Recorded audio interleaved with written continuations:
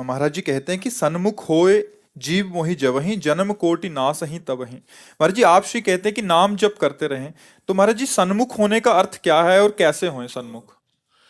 सन्मुख होने का सही स्वरूप ये है, जननी जनक बंधु श्रुत दारा तनु धनु धाम सुहृद परिवारा, सबकी ममता ताग बटोरी मम पद मनहि बांधि बरी डोरी। भगवान स्वयं कह रहे हैं, माँ से जो ममता है, जो पिता से ममता है, जो पुत्र से ममता है, जो शरीर से ममता है, जो पत्नी से ममता है, जो मकान में अपनापन है, जो जो जहाँ जहाँ तुम्हारा प्रेम बटा हुआ है, उस सब को समेटो और समेट कर मेरे चरणों में लगा दो। भगवान के चरणों में समस्त ममता का समर्पित होना, ये भगवत सन्मुखता है। सन्मुख होए जीव मोहि जबहि जन्म कोटि अघ नासहु तबहि। करोड़ों जन्मों के पाप उसके नष्ट हो जाते हैं जब भगवान की शरण में जीव आ जाता है। भगवान की शरणागति कोई छोटी मोटी स्थिति है। अपने शरीर का भी प्रेम भगवान के चरणों में, शरीर की भी कोई परवाह नहीं। अब जोई जोई प्यारो करे सोई मोहि भावे। भगवान के अनुकूल शरीर से आचरण होना, भगवान नाम जप करना, भगवान नाम कीर्तन करना, भगवत धामों की यात्रा करना, भगवत भक्तों का संग करना, भगवान के ही विषय में सोचते रहना, ये सब शरणागति के सन्मुखता के अंतर्गत आता है। तो जो हम नाम जप कहते हैं ना, ये नाम जप भगवान के सन्मुख करता है, संसार से राग हटाता है, भगवान में प्रेम करता। प्रेम मूल यह नाम है।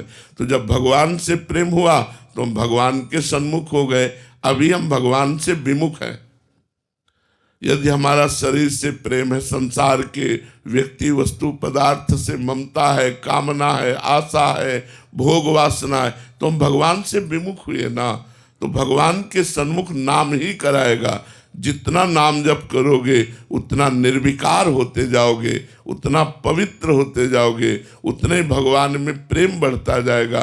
भागवत में एकादश स्कंद में लिखा हुआ है कि जैसे एक एक कवल भोजन पाने वाले की तुष्टि पुष्टि क्षुधा निवृत्ति होती है, ऐसे ही एक एक नाम जप करने वाले की संसार से वैराग्य, भगवान से प्रेम और अपने स्वरूप का ज्ञान ये होता है। तो खूब भजन जब डट के होता है तो संसार से वैराग्य हो जाता है, भगवान से प्रेम हो जाता है और अपने स्वरूप का बोध हो जाता है। इसलिए हम सब साधनों का सार साधन नाम जप कहते हैं कि सबको खूब नाम जप करना चाहिए।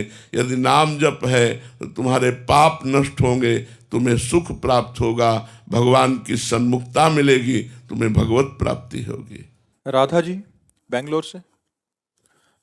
राधे राधे महाराज जी। महाराज जी आत्मा ही परमात्मा है, फिर हम सब परमात्मा की खोज में क्यों भटक रहे हैं? हम सब क्योंकि आप आत्मा को ही नहीं जानते तो परमात्मा को कैसे जान लोगे?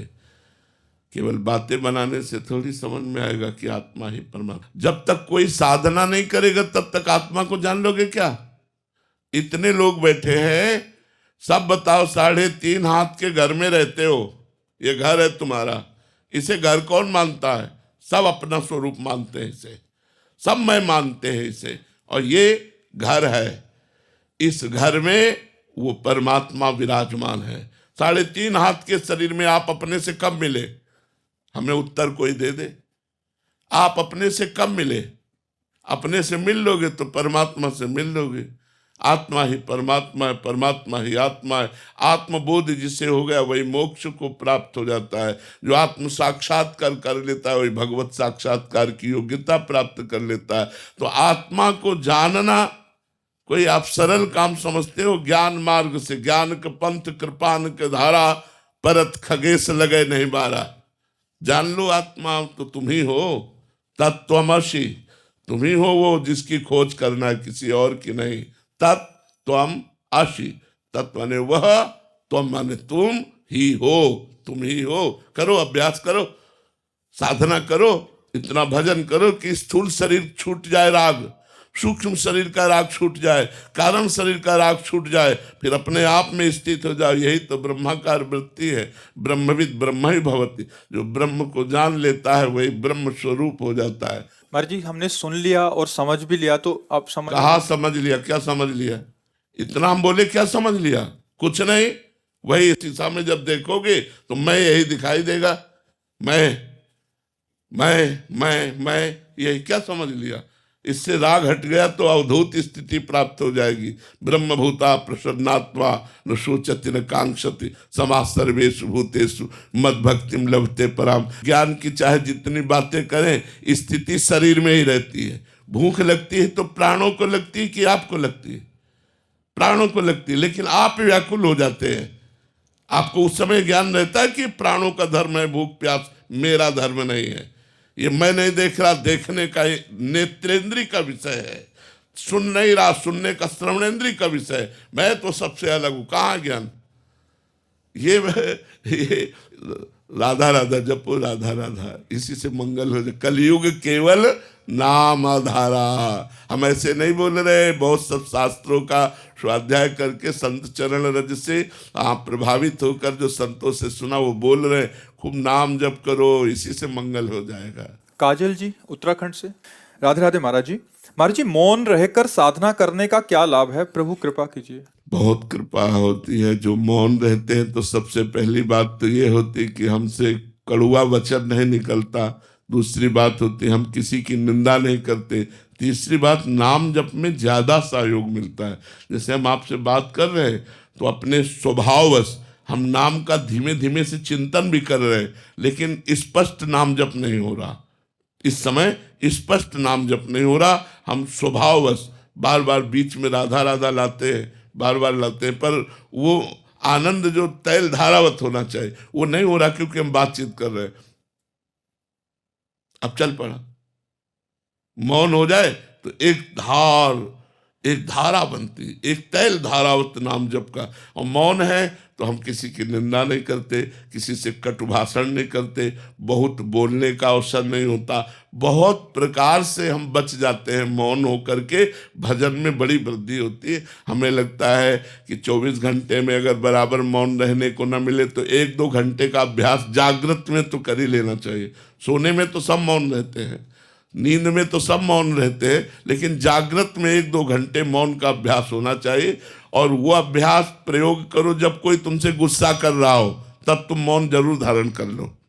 थोड़ी देर के लिए, 5 मिनट के लिए ही धारण कर लो। जब कहीं लड़ाई होने का अवसर हो, कोई क्रोध कर रहा हो, कोई तुम्हें गाली दे रहा हो, उस समय तुम सोचो मैं मौन हूं, और 5 मिनट के लिए मौन हो जाओ। बड़ी बड़ी समस्या से बच जाओगे। मौन बहुत लाभदायक है। मौन वाणी का एक तप है और ये करना अत्यंत आवश्यक है। इससे बहुत लाभ मिलता है। अगर ज्यादा समय न मिले तो 24 घंटे में 1-2 घंटे के लिए तो मौन हो ही जाना चाहिए। आलोक जी, राधे राधे महाराज जी। गुरुदेव, क्या सभी को, जिनको भी भगवत साक्षात्कार होता है, वो चिदानंद स्वरूप एक ही होता है, या जो जैसा चिंतन करता है हाँ, वैसा ही जो स्वरूप जैसा होता है? चिंतन करता है, जो जैसा चिंतन करता है। जैसे भक्ति मार्ग में शांत भाव तो सबका समान ही होता है, पर दास्य भाव में अंतर आ जाता है। प्रभु मेरे स्वामी और मैं प्रभु का दास। फिर सखा भाव में और अंतर आ जाता है। प्रभु मेरे दोस्त यार, मैं उनका दोस्त। सखा भाव दास्य भाव से ऊंचा है, क्योंकि इसमें प्रेम खुल करके है। दास्य भाव में संकोच रहता है। स्वामी की सेवा भी करना है तो आदेश का इंतजार होता है, लेकिन सखा भाव में खुल करके है। वो मेरा यार है, वो मेरा दोस्त है। जैसे अर्जुन जी और भगवान जी कैसे विनोद करते थे, कैसे एक ही साथ। तो सख्य भाव में जब वो सिद्ध होगा तो अपने को सखा रूप देखेगा। भगवान का मैं नित्य सखा हो और भगवान का सानिध्य मिलेगा। और वात्सल्य भाव, भगवान मेरे बेटा है। जैसे नंद यशोदा, देवकी वसुदेव और भी वहाँ भागवत जन हुए जिन्होंने भगवान को अपने पुत्र रूप में, आज भी भगवान को बेटे के रूप में हजारों भक्त आराधना करते। लड्डू गोपाल को मेरे लाला मेरे गोपाल। भगवान उस भाव को जब स्वीकार करेंगे तो अपने को माता पिता के रूप में देखेंगे, भगवान को अपने लाला के रूप में देखेंगे। कांता भाव, भगवान मेरे प्रीतम प्यारे हैं, मेरे पति हैं। तो वो जब भाव प्राप्त करेगी तो अपने को देखेगी 16 वर्ष की एक सुंदरी और प्रीतम श्री कृष्ण को लुभायमान करती हुई वो उनकी सेवा में लगी हुई है। फिर सहचरी भाव, जब सहचरी भाव देखेगी तो प्रियालाल के समीप वो अपने को सहचरी के रूप में देखेगी। तो ये भाव देश का जो चिंतन हम जैसा करते हैं गुरु प्रताप से, हम वैसे भाव को प्राप्त होते हैं और बड़ा आनंद रहता है भाव देश में। बड़ा, अब एक दिन गोविंद स्वामी अष्ट सखाओं में है, वल्लभाचार्य जी के संप्रदाय में जो पुष्टि मार्ग है उसमें गोविंद स्वामी सखा भाव के, और ठाकुर वो नित्य सखा भाव को प्राप्त हो चुके थे। तो ठाकुर जी उनके कांधे में बैठे गिरिराज जी की तलहटी में विचरण कर रहे थे। सखा भाव है, दोस्त है। तो एक दिन देखा कि वैष्णव जनों ने कि गोविंद स्वामी खड़े खड़े लघु शंका कर रहे हैं गिरिराज जी की तलहटी में। तो जाके शिकायत की आचार्य चरण से, विठलनाथ गोस्वामी जी से शिकायत की कि जय जय, इतने वयोवृद्ध वैष्णव होकर अगर ऐसा अपवित्र आचरण करेंगे तो क्या लोगों पर प्रभाव पड़ेगा।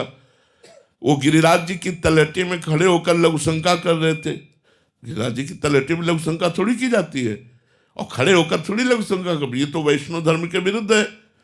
बुलाया, कहा गोविंद स्वामी आप खड़े होकर लघु शंका क्यों कर रहे थे। तो बोले इसलिए कि हमारे कांधे पे बैठा हुआ था और ये कह रहा था कि जैसे घोड़ा लघु शंका करता है वैसे करो। तो अब क्या करें, हमारे कांधे पे बैठा था वैसे। ये मतलब इतने हास्य इतने आनंद का विषय, भगवान कांधे पे बैठे, उनका उत्तरों में लघु शंका करना। बोले इस समय तुम हमारे घोड़ा बने हो, जैसे घोड़ा लघु शंका करता है वैसे करो, अब हम नहीं उतर। तो सखा भाव में एक समानता रहती है।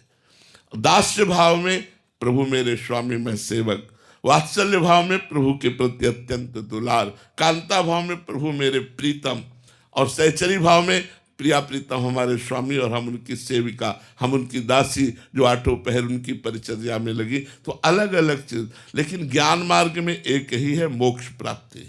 भक्ति मार्ग में भाव देह की प्राप्ति करके अपने इष्ट की सेवा में जाना। समझ पा रहे हैं। जैसे सभी के विग्रह अलग होते हैं महाराज जी, और सभी अपने अपने विग्रहों के हिसाब से उनको स्वरूप में सच्चिदानंद प्रभु को देखते हैं। लेकिन अगर वैसे सवाल हल होगा को तो सबको एक ही मिलेंगे। हमारी बात सुनो, जैसे हजारों श्री कृष्ण के प्रतिरूप विराजमान है, लेकिन जब श्री कृष्ण का साक्षात्कार होगा तो वो वही होंगे जो हमें श्री कृष्ण मिले वही आपको श्री कृष्ण मिलेंगे। सेवा में अलग अलग है, लेकिन जो सच्चिदानंद रूप आएगा तो जो हमें मिलेगा वही आपको मिलेगा, उसमें अंतर नहीं है। राहुल कौशल जी लुधियाना से।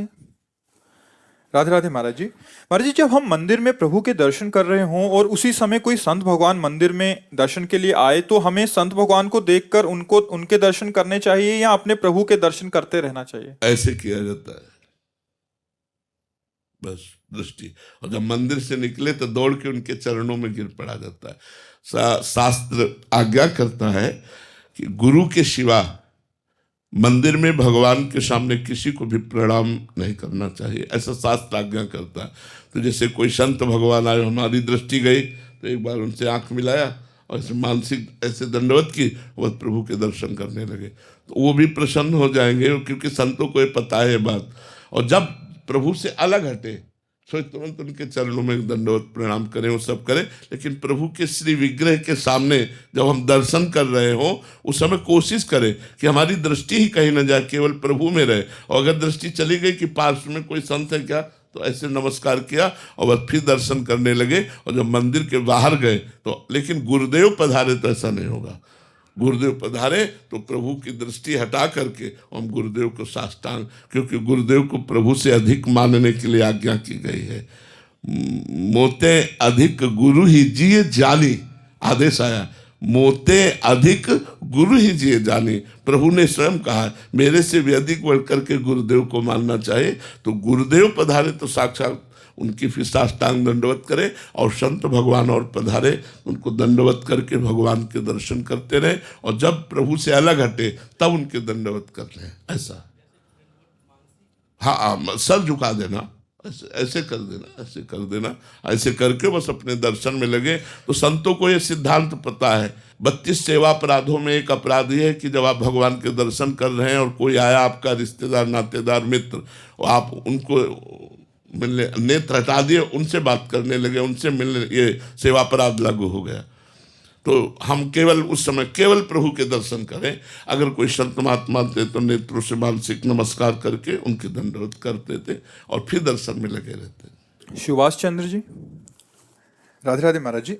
गुरुदेव भगवान, 2 वर्ष पहले आपकी वाणी यूट्यूब के माध्यम से सुना। आपकी वाणी के प्रभाव से बहुत जीवन में परिवर्तन आया और परम पूज्य श्री उड़िया बाबा के उपदेश का स्वाध्याय करने का भी सौभाग्य प्राप्त हुआ। महाराज जी, उसमें एक प्रश्न आता है कि जिसमें इनको संशय है कि चित्त की चंचलता कैसे दूर करें। बाबा से किसी ने पूछा तो बाबा ने उत्तर दिया, वो तो ठीक किया जा सकता है जो तुम्हारे हाथ में है।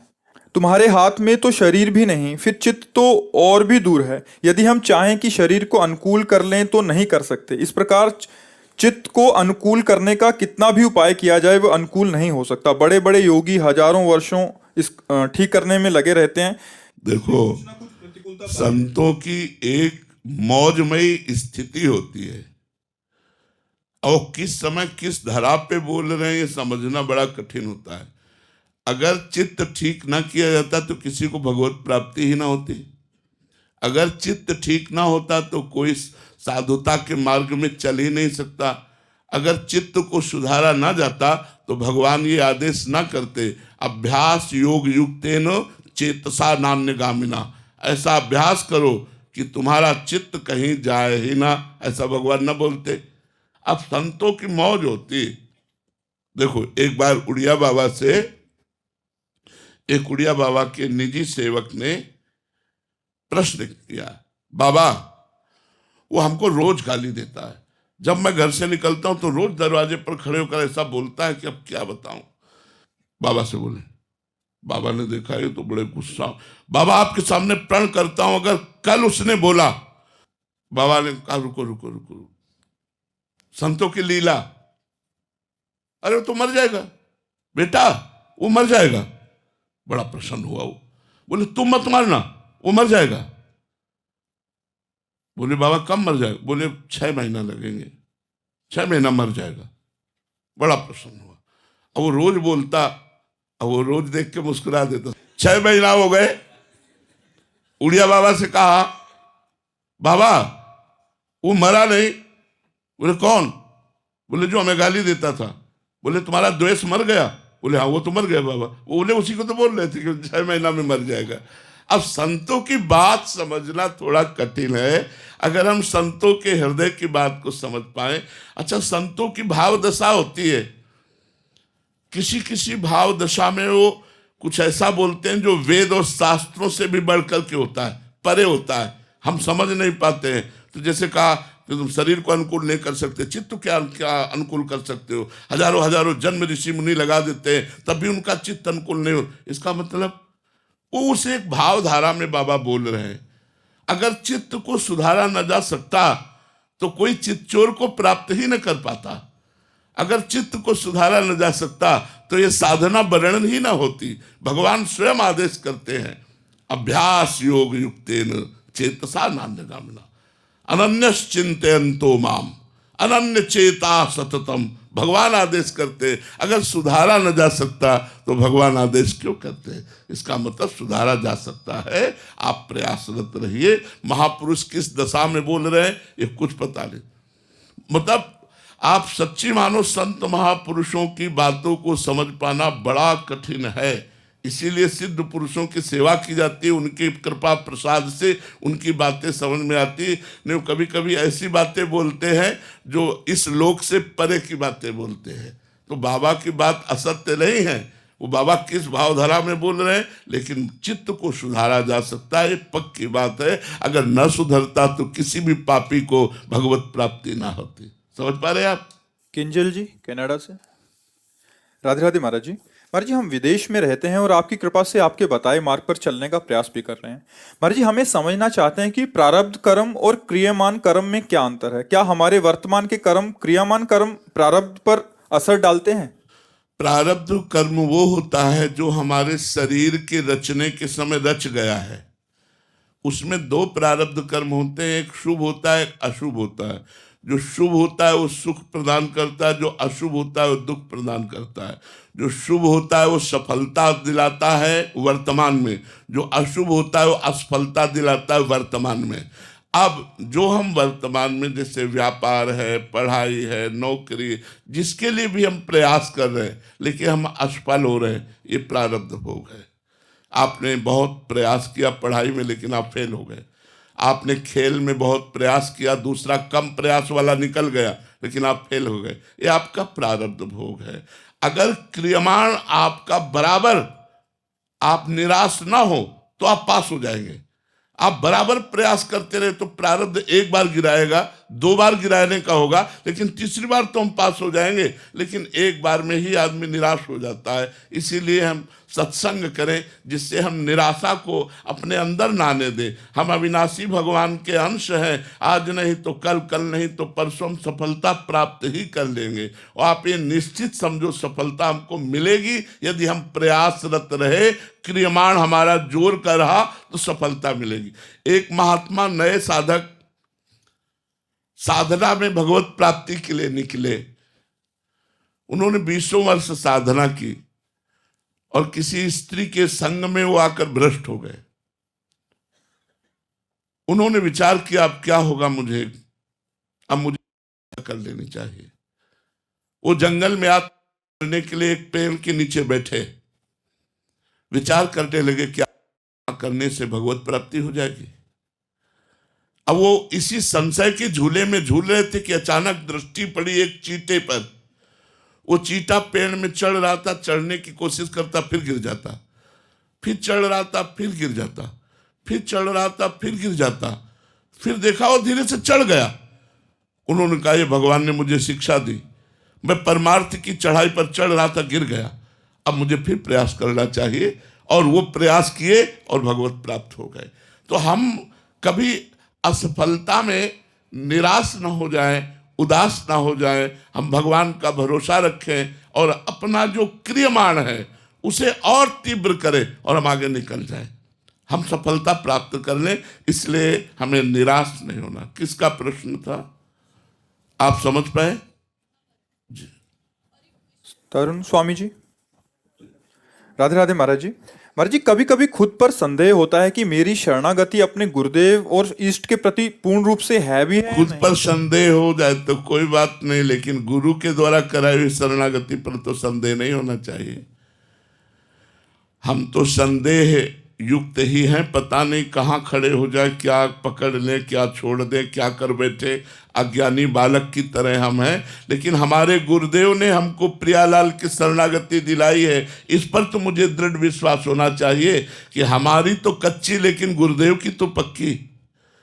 गुरुदेव ने जो प्रियालाल की शरणागति दिलाई वो तो पक्की है, हम तो कच्चे हैं, लेकिन हमारे गुरुदेव ने जो शरणागति दिलाई वो परिपक्व है। इस बात पर संशय नहीं होना चाहिए। अपने पर संशय हो जाना चाहिए, लेकिन अपने गुरुदेव की कृपा पर, उनके द्वारा दिलाई गई शरणागति पर, उनके द्वारा दिए हुए नाम मंत्र पर कभी संदेह नहीं होना चाहिए। तेजपाल जी हरियाणा से, राधे राधे महाराज जी। गुरुदेव भगवान, आपने एक बार बताया था कि जिन शिष्यों के भाग्य में गुरु सानिध्य नहीं होता तो उनके लिए आज्ञा सम न सुसाहिब सेवा। गुरुदेव भगवान, क्या एक समय बाद भजन बल से हम भी अंतर्मन से गुरुदेव से जुड़ सकते हैं? हाँ, प्रश्न उत्तर कर सकते हैं। हमें तो कई ऐसी आज्ञाएं हुई गुरुदेव की जो अप्रकट में आज्ञा हुई और प्रकट में उसको पुष्ट किया। अप्रकट में आज्ञा हुई। एक बार मानसिक स्थिति कभी कभी ऐसी हो जाती है कि साधक जो है वो परेशान हो जाता है। ये 27 वर्ष पहले की बात होगी। तो जैसे आकाश में ऊंचाई पर फल है और हमारी छलांग वहां तक पहुंच ही नहीं रही है और ऊपर से पैर हमारे टूट रहे हैं, दर्द कर रहे हैं, अब क्या करें, कैसे छलांग मारे, वो तो बहुत ऊंचा है। किडनी फेल हुए, परमार्थ की ऊंचाई पर चढ़ने के लिए दिव्य साधना चाहिए, वो नहीं सकते, कैसे क्या करूं, बहुत एकदम। तो एक तमाल के वृक्ष के नीचे हम लेट गए, दिन का समय था, तो हमने स्वप्न में देखा गुरुदेव आए, लकुट कमंडल हाथ में, जैसे उनका स्वभाव है, गए खड़ा हो, खड़े हुए, बोले एक बात मेरी पकड़, ये हम आज बता रहे हैं, आज तक बताया नहीं, मेरी एक बात पकड़, ब्रज 84 कोस की सीमा का कभी उल्लंघन न करना, और ब्रजवासी और ब्रजरज इन पर श्रद्धा रखना, सब काम हो जाएगा। और जब हम शाम के गुरुदेव के पास गए तो मुस्कुरा कर प्रसन्न मुद्रा में बैठे थे, प्रणाम किया, हम कहा महाराज जी जो आदेश किया उसका पालन करने की सामर्थ्य आप जीवन भर हमें दे, जिससे ब्रज वास न छूटे, ब्रजवासियों के चरणों की कभी अश्रद्धा ना हो और ब्रजरज का सदैव सेवन हो। बोले जब पालन करोगे तो सामर्थ्य भी वही दे देंगे जो पालन करने की आज्ञा की है। तो संत महापुरुषों से जब हम अपनापन कर लेते हैं तो वो स्वप्न में आकर हमें आदेश दे जाते हैं। हमारा प्रश्न हुआ कि वो उत्तर कहीं ना कहीं से हमें दे देंगे, या तो कोई वाणी खुल जाएगी ऐसी, उसमें उत्तर मिल जाएगा, या हृदय में स्फुरणा हो जाएगी, या किसी संत के मुख से वही बात निकलेगी जो हमारा उत्तर परिपक्व हो जाएगा। हमें चाहिए हम मन वचन कर्म से अपने गुरुदेव को समर्पित रहें, तो हमारा सारा भाव गुरुदेव समझते हैं, क्योंकि गुरुदेव किसी व्यक्ति का नाम नहीं है, गुरुदेव तत्व है। तत्व स्वरूप गुरुदेव ने कृपा करके मेरे जैसा मनुष्य शरीर धारण करके मेरे कल्याण के लिए उन्होंने वो रूप धारण किया। बंदो गुरुपद कंज कृपा सिंधु नर रूप हरि, महामोहतम पुंज जासु बच्चन रवि कर निकल। तो आप समझ पा रहे हैं? भक्ति शुक्ला जी कानपुर से। राधे राधे महाराज जी। महाराज जी आपने एक सत्संग में बताया था कि जब आप बड़े महाराज जी अपने गुरुदेव के पास जाते हैं, उनकी एक मुस्कुराहट आपको मिल जाती है तो आपको लगता है कि गुरुदेव प्रसन्न है, सब ठीक है। गुरुदेव हम कैसे समझें हमारे गुरुदेव हमसे प्रसन्न हैं, हम ठीक चल रहे हैं? वैसे ही आप समझो, वैसे ही आप समझो। वैसे हमारी तो पर्सनल बात थी, लेकिन सार्वजनिक बात यह है, यदि हमारे मंत्र चल रहा है हृदय में, नाम चल रहा है, गुरुदेव की आज्ञा का हम पालन कर रहे हैं, तो हम पर गुरुदेव प्रसन्न है। और यदि हम मंत्र नहीं जप रहे, नाम जप नहीं कर रहे, वाणी जी का गायन नहीं कर रहे, अपने सिद्धांत से नहीं चल रहे, तो इसका मतलब हमारे गुरुदेव अप्रसन्न हैं, क्योंकि गुरुदेव की आज्ञा का पालन नहीं हो पा रहा। गुरु प्रसन्न साहब अनुकूला, मिटी सकल कल्पित भैसुला। यदि गुरु अनुकूल है तो साहब तो अधीन हो ही जाएंगे, इष्ट तो अधीन हो ही जाएगा। जे गुरु चरण रेनु अनुरागी, ते लोकहु बेदहु बण भागी। जे गुरु चरणों को मस्तक पर धारण करके गुरु चरणों की रज की आराधना करते हैं, उनको वेद और लोक दोनों उनका यश गान करते हैं। जे गुरु चरण रेनु सिर धरहि, ते जन सकल विभव बस करहि। संपूर्ण भक्ति ज्ञान का वैभव, संपूर्ण ऐश्वर्य उसके अधीन हो जाता है जो गुरु चरण रज को मस्तक पर धारण करता है। बड़ी महिमा गुरुदेव की है, पर हम अपने गुरुदेव पर ये भाव कर पाएं कि मेरी साक्षात लाडली जी गुरुदेव हैं, लाडली ही गुरुदेव है, गुरुदेव ही लाडली है, गुरु साक्षात परब्रह्म तस्मै श्री गुरुवे नमः। तो सारी बात हमारी बन जाए। हमारे गुरुदेव वैसे तो बताएं प्रसन्न ही रहते हैं, गुरु सदा प्रसन्न रहते हैं, पर प्रगट में जिससे हम प्यार करते हैं उसकी मुस्कुराहट की चाहत होती है। ये बात पक्की समझो। अब गुरुदेव अपने स्वरूप में बैठे हैं, देख करके मन डर रहा है, कोई गलती तो नहीं है। गुरु जी बिल्कुल उदास मुद्रा में बैठे हैं या रुद्र मुद्रा में बैठे, अगर प्रणाम किया मुस्कुरा दिया, ऐसा लगा ये गुरु जी प्रसन्न है, अब सब कुछ ठीक हो गया। गुरु जी प्रसन्न है, गुरु प्रसन्न है तो सब कुछ प्रसन्न है। गुरु प्रसन्न है तो हरि प्रसन्न है, प्रियाजू प्रसन्न है। गुरु प्रसन्न है तो हमारा जीवन सार्थक हुआ। अगर गुरु अप्रसन्न हो गए तो हमारा जीवन ही किसी काम का नहीं रहा। महाराज जी इसमें एक प्रश्न है, कभी कभी जैसे जो साधक जन है जिनको सानिध्य प्राप्त है, तो आप कभी अपनी भाव दशा में होते हैं या अन्य चिंतन में होते हैं, तो महाराज जी कभी उनकी तरफ देख के मुस्कुराए ही नहीं, तो उनको लगता है कि महाराज जी आज नाराज हैं और पता नहीं ऐसा भी ऐसा लगता है, पर वैसे लगना नहीं चाहिए। एक बार हमने अपने गुरु जी से पूछा था, तो हंस दिए। उनका स्वरूप में जब स्थित होता है कोई महापुरुष अपने स्वरूप, तो बाहर से उदासी छा जाती है। जैसे अपने स्वरूप में स्थित है तो बाहर से उदासीन, और जब बाह्य व्यवहार में होते हैं तब वो हंसना, मुस्कुराना, बातचीत करना। तो प्रायः जो बड़े महापुरुष जन हैं वो तो अपने स्वरूप में ही रहते हैं। तो जब मंत्राकार वृत्ति होगी, इष्टाकार वृत्ति होगी, तो बाहर किसी को देखने का मन नहीं होगा, बाहर मुस्कुराने का मन नहीं होगा। अब जबरदस्ती मुस्कुराहट थोड़ी होती है। अब वो अपने इष्ट के चिंतन में, गाढ़ चिंतन में डूबा हुआ है, अब कैसे मुस्कुराए, कैसे बात करे, वो देखना भी नहीं चाहेगा। उस समय मान लो आप खड़े हो, आप कहो भी महाराज जी श्री हरिवंश, तो देखें भी नहीं। तो अब उस समय लगा कि हमारे श्री हरिवंश का उत्तर नहीं दिया और हमारी तरफ देखा नहीं, तो हमारे गुरुजी नाराज। बिल्कुल नाराज नहीं, उस समय वो ऐसी स्थिति है कि वो देख ही नहीं सकते। काफी साधक आते हैं महाराज जी कि भारी अपराध हो गया, भारी अपराध हो गया, मतलब गुरुदेव देखे भी नहीं आज और रोज देखते थे। हाँ, ऐसा नहीं, बिल्कुल नहीं। ऐसा सब उपासकों से विनय पूर्वक ये बात कहते हैं कि ऐसा कभी नहीं। वो इष्टाकार वृत्ति होती है, वो भगवदाकार मंत्राकार वृत्ति होती है, जिससे वो हट नहीं पा रहे, उसी में लगे इसलिए आपको नहीं देख पा रहे, लेकिन उसमें लग कर के सबका कल्याण हो जाएगा। अगर गुरुजी मंत्राकार हैं, भगवदाकार हैं, तो सबका कल्याण होगा। क्योंकि हम जहाँ जहाँ से कनेक्शन किए हैं गुरुदेव में, चाहे वो करोड़ों कोस दूर से हो, तो भी गुरु की कृपा रूपी बिजली वहाँ संचरित होकर जाएगी और उसका कल्याण करेगी, उसका मंगल करेगी। जरूरी नहीं कि गुरुदेव के जो नज़दीक रहते हैं उन्हीं पर विशेष कृपा है, जो दूर रहते हैं उन पर भी कृपा है, क्योंकि मंत्र रूपी कनेक्शन है, नाम रूपी कनेक्शन है। तो जहाँ जहाँ भाव किया जाता है वहाँ वहाँ संत कृपा जा करके कल्याण करती है। डॉक्टर सुशील जी महाराष्ट्र से, राधे राधे महाराज जी। महाराज जी, इनके साथ 10-15 डॉक्टर हैं, यहीं बैठे हैं। ये कह रहे हैं कि एक चिकित्सक अपने ज्ञान, कौशल, अनुभव एवं प्रामाणिक प्रयत्नों के द्वारा रोगी को ठीक करने में लगा रहता है, फिर भी कभी कभी रोगी स्वस्थ नहीं हो पाते, जो एक डॉक्टर के लिए प्रचंड पीड़ा एवं तनाव का कारण बनता है। महाराज जी, ऐसी स्थिति में डॉक्टर्स के लिए आपका मार्गदर्शन क्या? हमें लगता है कि डॉक्टर को पीड़ा होना स्वाभाविक है, लेकिन तनाव नहीं होना चाहिए। पीड़ा होना ये हृदय की पवित्रता, निर्मलता और पर दुख द्रवित होने वाला हृदय है। क्योंकि डॉक्टर हमारी माँ भी है, हमारा पिता भी है, हमारा भगवान भी है। जैसे माता पिता हमें जीवन देते हैं, ऐसे डॉक्टर हमें जीवन देता है। वो पूरा प्रयास करके, मान लो ऑपरेशन करना है या रोग है, पूरा प्रयास करके हमको स्वस्थ करने की चेष्टा करता है। लेकिन अगर हम स्वस्थ नहीं हो पा रहे तो हमारा बुरा प्रारब्ध है।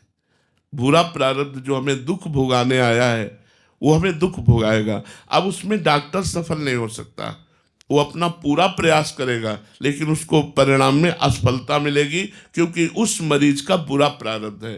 तो दुख तो होना ही चाहिए कि सफलता नहीं हुई, लेकिन तनाव नहीं होना चाहिए। उस समय हमको ये समझना चाहिए कि मेरा प्रयास तो सफल है, असफलता इसका प्रारब्ध है। मैंने जो डॉक्टरी पढ़ी उसके अनुसार पूरा प्रयोग किया।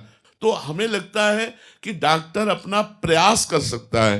वो हम भाव से उसे भगवान कहते हैं कि डॉक्टर को भगवान की पदवी दी गई, लेकिन सही माने में वो किसी मरने वाले जीव को बचा नहीं सकता और बचने वाले जीव को मार नहीं सकता। ये तो पक्की बात है।